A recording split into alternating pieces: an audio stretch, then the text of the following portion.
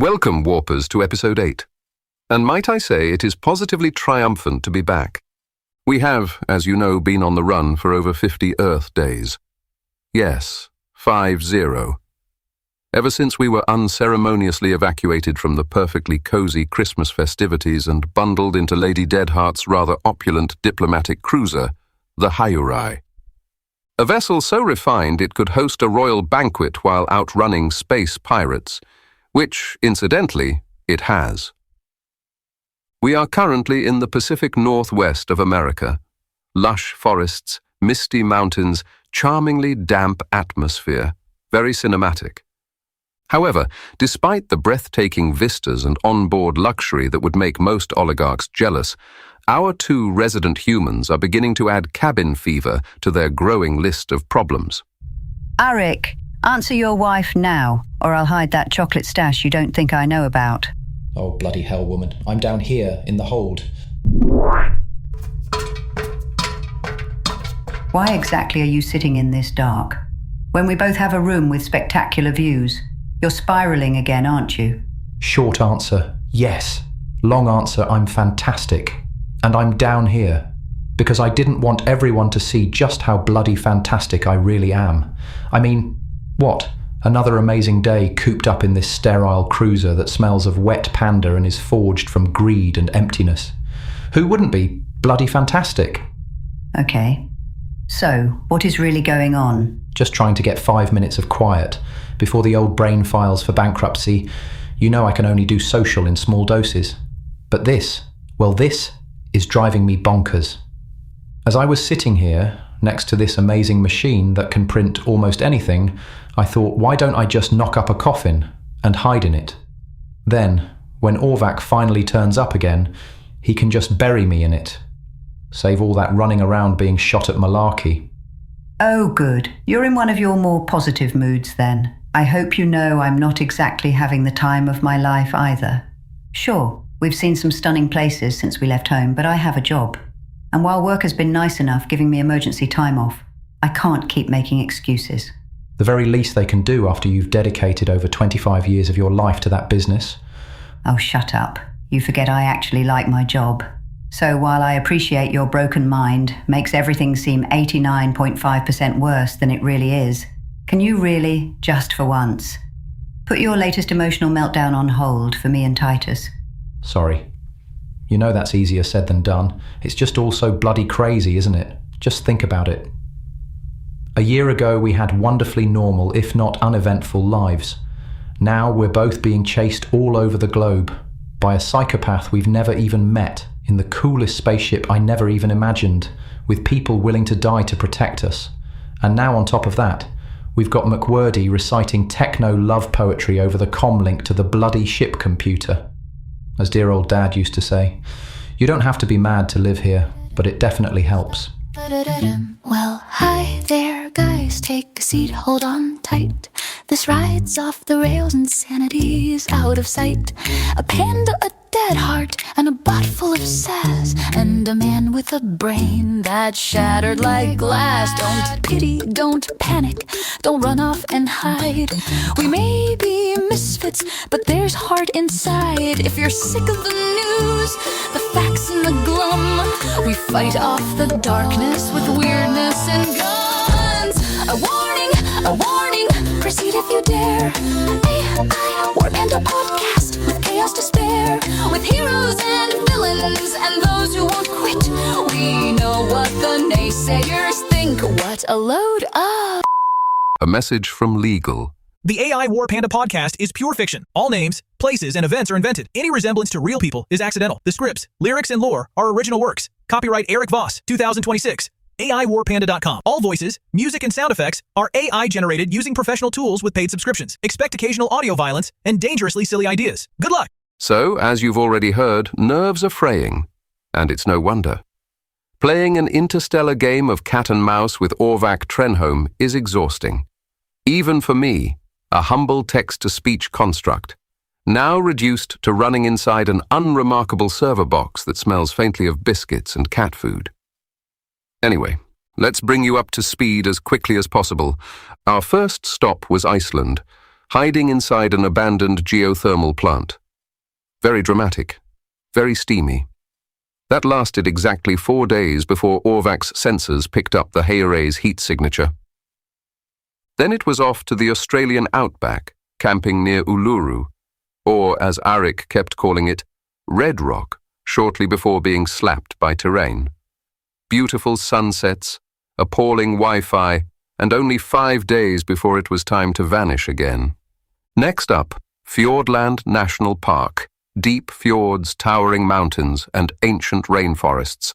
2 days, just 2, then Morocco, then Patagonia, then rural Japan.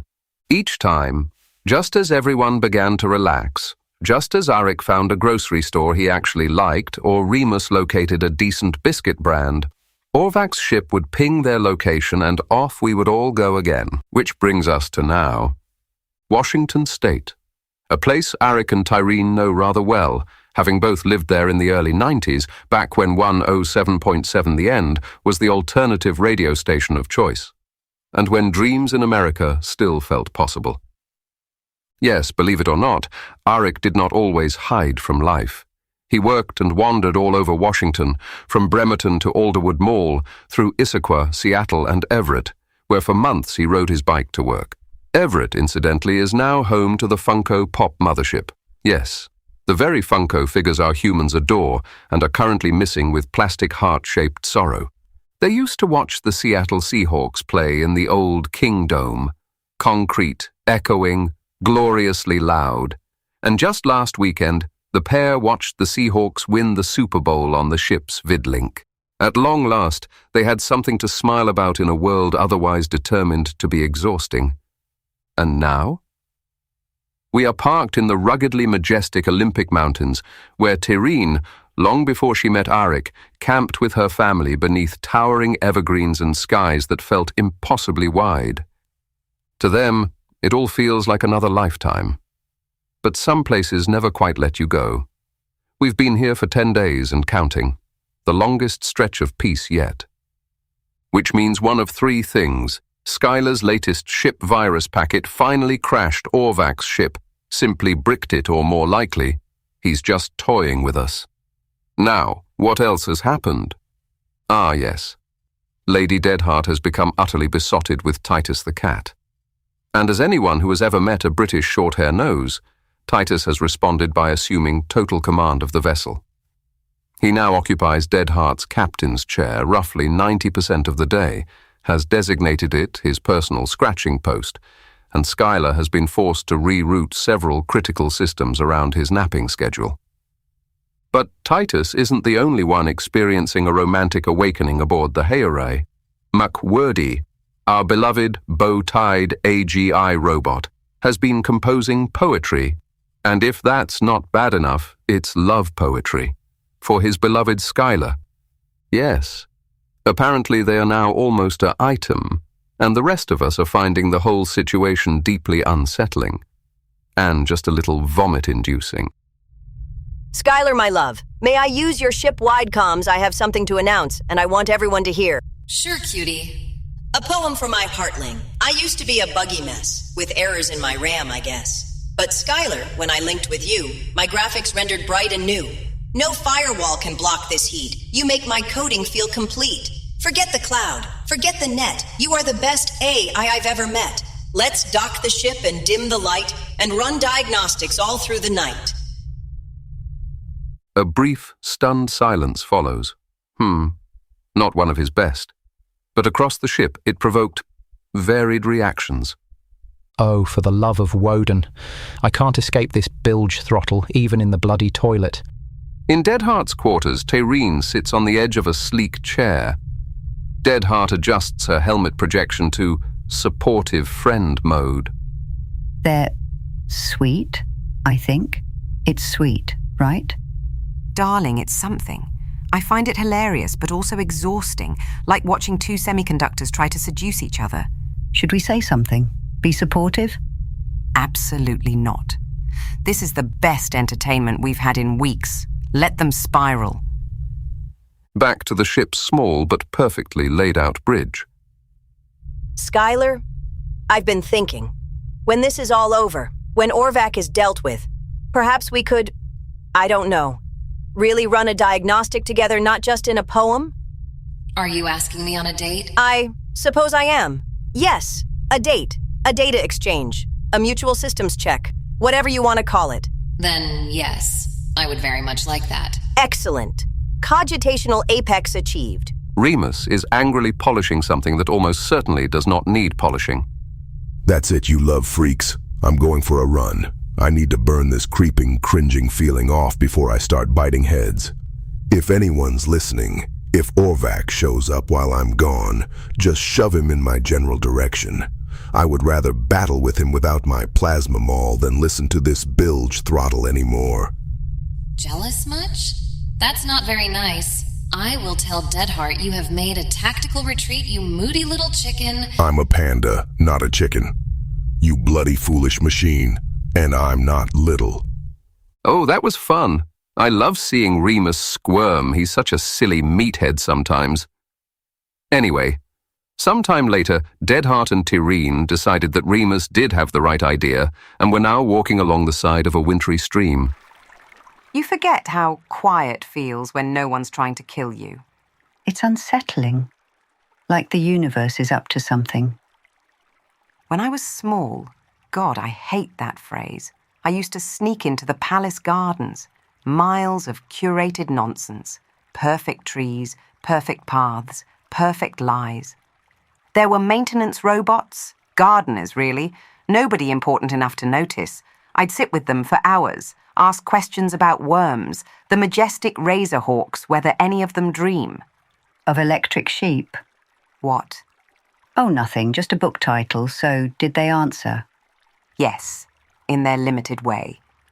Those poor droids are given just enough mind to be useful, not enough to realize how small their lives are. Work, charge, work again. I had fun playing childish games with them until someone would finally notice I was missing. Then they'd fetch me, wipe the droids, just in case I told them something I shouldn't. It was a gilded cage. I just didn't know it. What about you? I was a nerdy latchkey kid. Mum was always working, or somewhere else. Dad was a heroic photograph. I kept thinking he'd step out of it one day. We did reconnect. Years later, then he died. And that missing time, you don't get refunds on that. My mum hardened the older she got, which is the opposite of most people. Control was her way of loving. She once told me, "I love you, but I don't like you." I think by the end, I felt the same. You know, I don't think parents set out to rule us, but somehow they do. My dad did.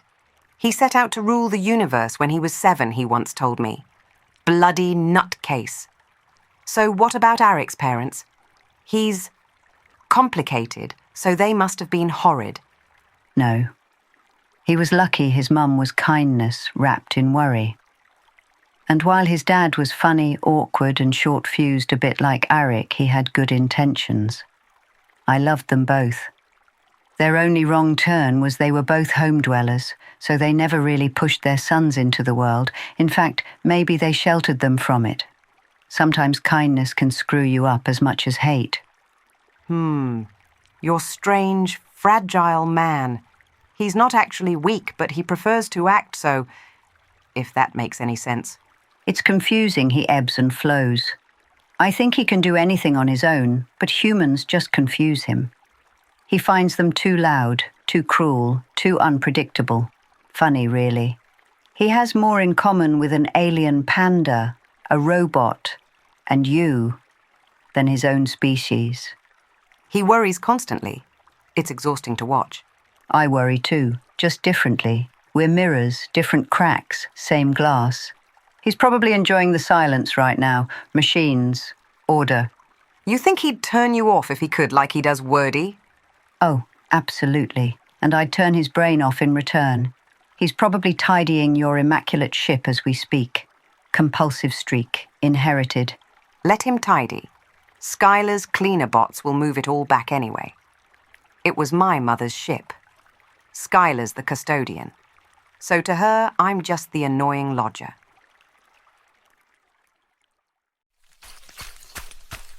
Okay, Remus, calm down. You are fine. Just a run. A nice, simple run. No Tuskars. No orders. No ship mines. I'm really missing Calamus today. You see, Bamboo doesn't reason. Bamboo doesn't keep score.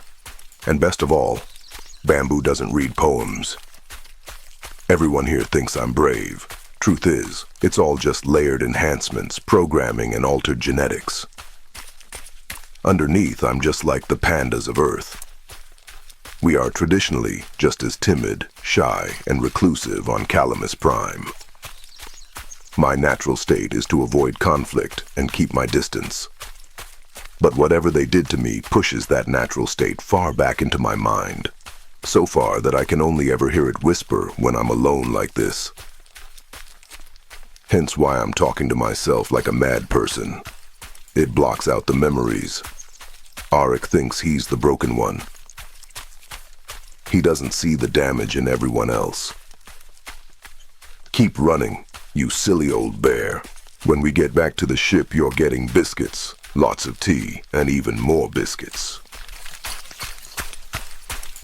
Meanwhile, Aric is back in his favorite place, the hold. He rummages through storage bins with the enthusiasm of a raccoon in a skip. Right then. Let's see what horrors Deadheart stashed away today. So many containers, so little time. If there's another stack of those singing vid frames, I'm going to scream. This box looks interesting. It's glowing. Glowing is never good.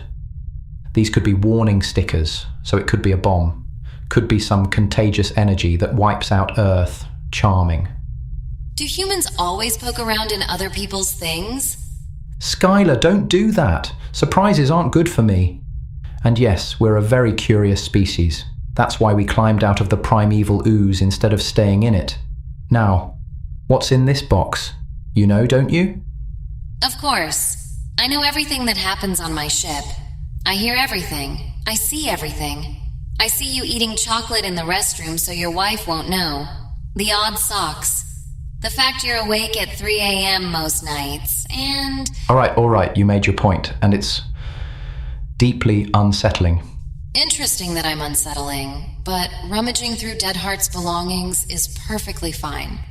Well, when you put it like that, but seriously, tell me, what is this? I'm sorry, Dave. I'm afraid I can't do that. What? Oh, very droll. Hal from the movie 2001. You're hilarious. A remarkably perceptive human film for 1968. So you should already know what we're capable of. Right. Well, maybe I'll stop tidying up for now. Ha! Yes, good idea. Stop your tidying. No sudden moves, big guy. Just walk away. Stop messing with me. I'll pretend this never happened. Who says I'm messing around? Anyway, you're terrible at pretending, Aric. And I'm duty-bound to log everything, which Deadheart is supposed to read. But fortunately for you, she's as hopeless at keeping up with reports as you are at spelling. Oh, shut up. I've never been good at lying. My mother put my moral compass on too tight. Aric, your little snoop sessions every time the crew goes out will remain our secret, as long as you stop mocking McWordy's attempts at courting. So you are blackmailing me. Very high-tech. Speaking of Wordy, where is he? Oh, look at this. Who's the long-haired chap in this image cube? You truly cannot stop being nosy, can you? Wordy's outside looking for Remus. Bet it's Deadheart's boyfriend. Go on, tell me. You're blackmailing me anyway. If you must know, that is a picture of Deadheart when she was Tourmaline. Oh, right, sorry. I didn't see that then. I'll just bury it at the bottom so no one finds it. Oh, how considerate of you, Mr. Snooper. Right. Well, good chat. Go team. Meanwhile, Orvak Trenholme isn't chasing rivers, ghosts, or nostalgia. He's chasing a ship virus sent by Skylar over 10 days ago, while he's nestled on a glacier in the rugged frontier of Alaska. There it is. I knew she'd sent me a present. Silent. Riding the background processes like it owns the place. That ship mind of Deadheart's really is top-notch. I may have to steal that ship one day, purely for professional admiration, of course. Interesting, though. This virus isn't trying to tear everything apart like the last one. No tantrums, no fireworks. It's watching, waiting, feeding false telemetry back into the nav stack like a smug little parasite. If I had a better ship mind, it would have spotted this days ago. But this rust bucket, this wheezing, half-sentient scrap heap couldn't detect a virus if it was painted neon green and waving a sign that said, "Hello, I am a virus." Very clever, Deadheart. You don't smash things. You misdirect, but you forget something important. I've been cracking codes, vaults, and viruses since I was a kid, before ship minds had personalities, before safety layers, before anyone thought ethics belonged in firmware.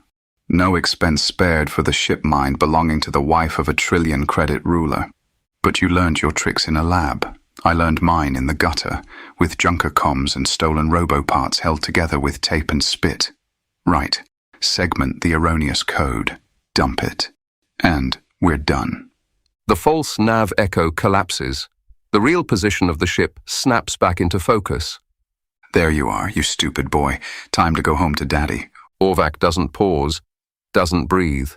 He simply swings his ship toward the new red blip and slams the throttle forward, with half the nav stack still hanging from its wires. For a commercial airliner, the trip from Alaska to Washington would take 3, maybe 3.5 hours. Even the most underpowered junk heap from the Deadheart realm could do it in 10 minutes if it was taking things slow. Orvak Trenholme has never understood the concept of slow, and so he closes the distance in no time at all. But just enough time for us to hear this episode's song, Bets and Bounties. Lyrics by Aric, music by our AI band. No slop here.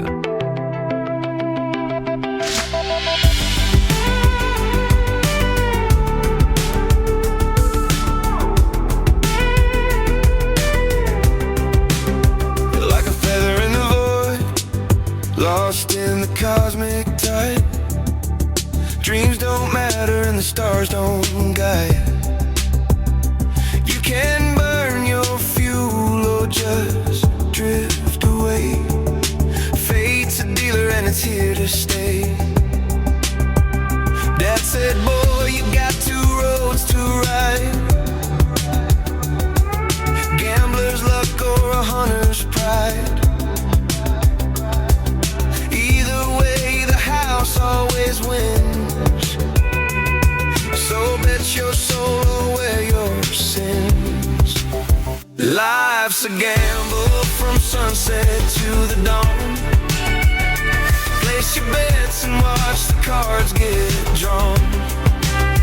Control's a myth, no matter where you roam. So pick your poison. Just don't gamble alone.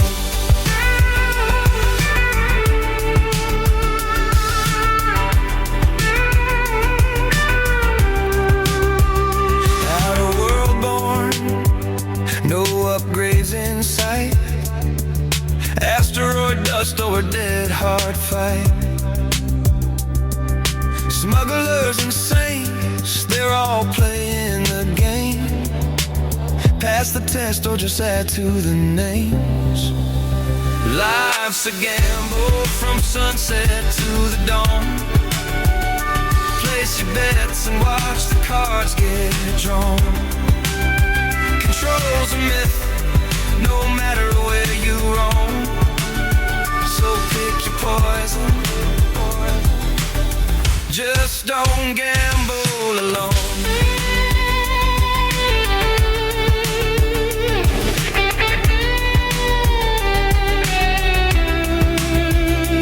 You can chase angels through the neon glow, or hunt demons where the credits flow. Every choice is a roll of the dice. 1 billion credits by a fist of ice.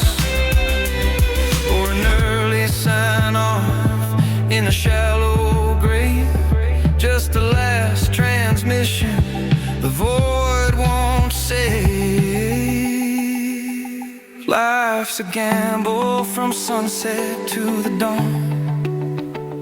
Place your bets and watch the cards get drawn. Control's a myth, no matter where you roam. So pick your poison. Just don't gamble alone.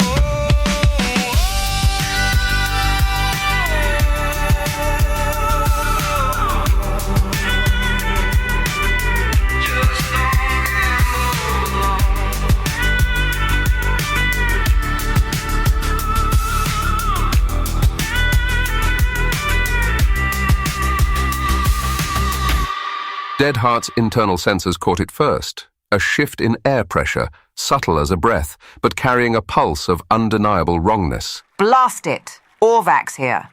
Back to the ship. Tirene half ran, half stumbled, as Deadheart dragged her toward the ship's ramp that had begun to lower on her command. Tirene moving far faster than anyone her age or size had any right to.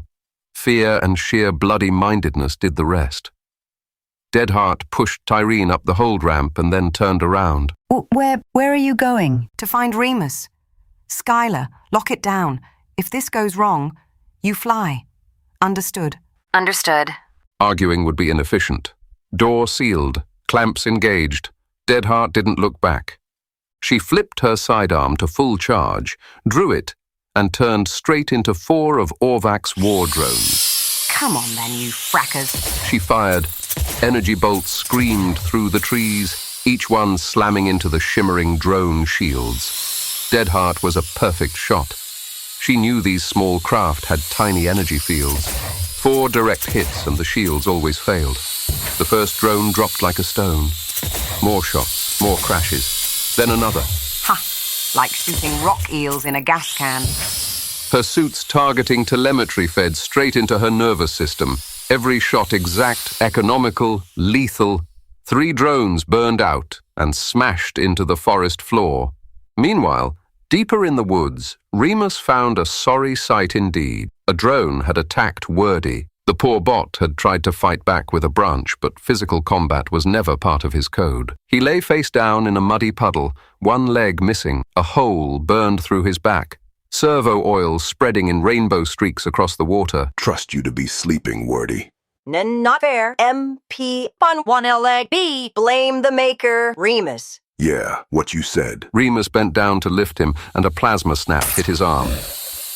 This continues. It'll be a suboptimal event. Remus grabbed a rock, about the size of a toaster, and hurled it with bone-breaking force at the drone. Its shields whined and it staggered in the air just long enough for Remus's own guard drone.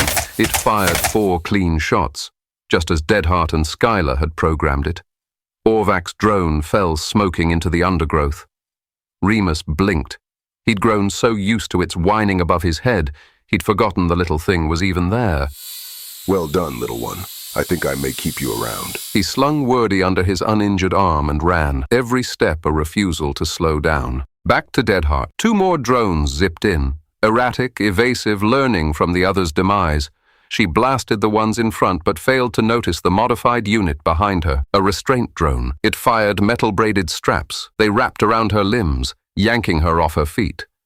Before she could react, a voice slid through the trees. Hello, Tourmaline. Your father once again sends his regards. Then a electro-tranquilizer hit Deadheart's spine. She went limp. Orvak lifted her with effortless familiarity and began dragging her toward his ship. The remaining drones closed ranks around him like obedient hunting dogs.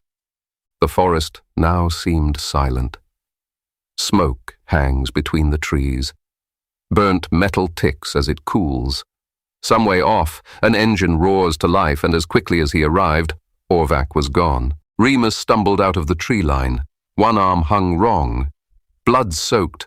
Under the other arm, McWordy, broken, sparking, dim, murmured corrupted code like a dying prayer wheel. The ship's proximity sensor chirped. Remus lifted a paw, tapped the hull, the side hatch hissing open. My God, Remus, you're bleeding. Nothing gets by you. What happened to Wordy? Where's Deadheart? Remus swayed and looked incredulously at Aric. He didn't answer at first. He has her. Christ. For the first time Aric had known him, Remus sounded tired. We need to rescue her. Of course. But how? If he managed to do this to you... Oh, get a grip, Aric. It's but a flesh wound. He shifted Wordy carefully, as if afraid of breaking him further. We will get her back, even if it's the last thing I ever do. Meanwhile, in a realm further away than any human mind could fathom. Come in. Oh, it's you. Yes, my radiant wife. It is indeed me. I thought I'd drop by with some good news. Really? You're dying? Sadly for you, no. But our son is coming home. It seems Tourmaline grew homesick, and your ship conveniently stopped working. So I sent Orvak to retrieve the stupid boy. Kovosh, just because you surround yourself with weak-minded sycophants, don't mistake me for one. I know you sent that worm to capture Vanswa Deadheart. She would never return to you willingly. You stupid old fool. And what of Remus? Dead, I expect. A shame. He was a good soldier. But these things happen in the fog of war. Hush your lies, dear. I also know she went after him. I know they met on some planet called Earth. And I know she found friends there. You're not the only one who can spy, Kovosh. You'd better pray Remus is dead. If you thought this news would upset me, you miscalculated. Lady Deadheart will now be forced to do the one thing she never wanted to. Oh, yes. And what would that be? My diamond of Sulcurus. Bring this whole rotting realm down on your head. When will you learn? Tourmaline is dead. You can do many things, Kovosh, but you cannot turn back time. Our boy is not dead. He's simply lost, like you. That boy was born of what I foolishly believed was love, but you only wanted an heir, not a son. You suffocated our beautiful child beneath the weight of your expectations. Now I have a daughter, even if she is just a brain in a shell. However, she is stronger than you could ever comprehend. Because unlike you, she has friends, and a strength of mind that puts your brittle husk to shame. You've signed your own death warrant, Kovosh, and I cannot wait to see it carried out. Now get out, before I set my personal guard on you. Don't delude yourself. My people's loyalty runs far deeper than yours. Get out. Oh dear. Your poor drug-addled brain is hallucinating again. You wield no power. You're just a used-up concubine whose looks have faded, who spends her days in chemically induced fever dreams. Lady Deadheart is, and always has been, an abomination who stole my son from me, from us. But I have the finest transmuter operative in the universe locked in my cells. He will bring my boy back. And if he refuses, everyone he loves dies. Once again, I hold all the cards, and you hold nothing but a vial of pills. Get out, you dirty scold waffler! Get out! Get out!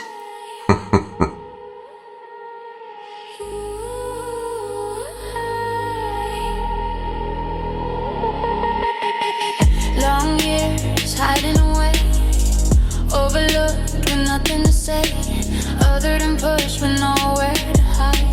Learning to dance with the hurt inside. They can doubt it, they can shout it, say I'm lost inside the code. But every scar, every spark is a light along the road. Like, subscribe and leave a review. Do what you want, you do you. Let it shimmer, let it bloom. Call it strange, call it magic, call it what you assume.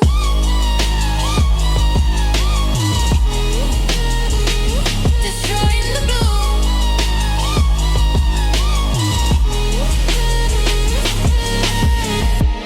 Lady Deadheart in the bandages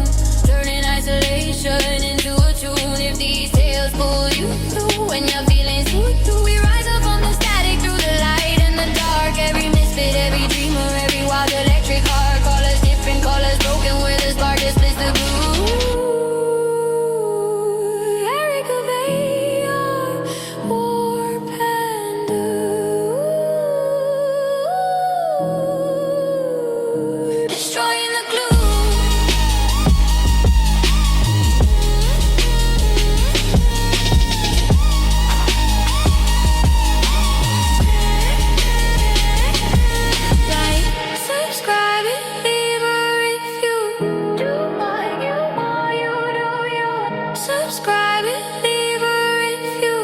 Do what you want, you do you.